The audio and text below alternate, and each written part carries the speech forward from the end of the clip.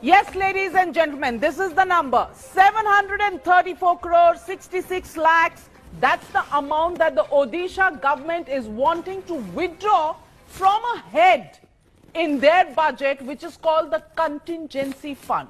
Ladies and gentlemen, the contingency fund is actually a fund that you dip into when there is a natural disaster, like a flood or a cyclone, both of which are not alien to Odisha.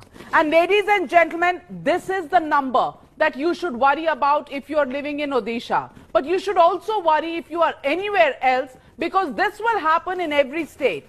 91,094 lakh and 30,000 crore rupees. This is the debt of the Odisha government, ladies and gentlemen, and this debt number is mind-boggling, because this is the state that's reeling under debt and wants to withdraw the last few pennies that are left in the contingency fund.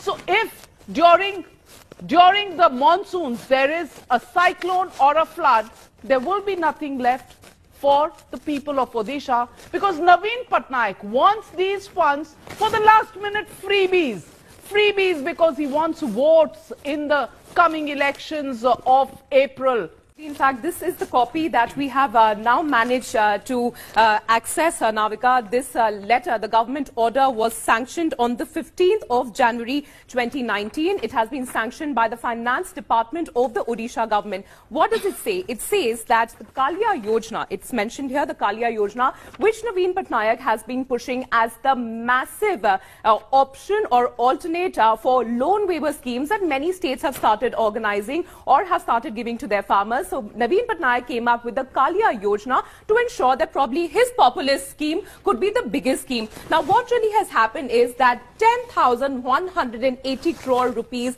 were invested in the Kalia scheme. But now what the government has done is, Navika, and which is very interesting, the government has ordered a withdrawal of 734 crore 66 lakh rupees from the contingency fund. And as you mentioned, Navika, it's a rule that the contingency fund can only be touched if there is emergency or there is natural disaster or there is any sort of urgent need by the state government. And this is a January 15, 2019 order, ladies and gentlemen, just about yesterday.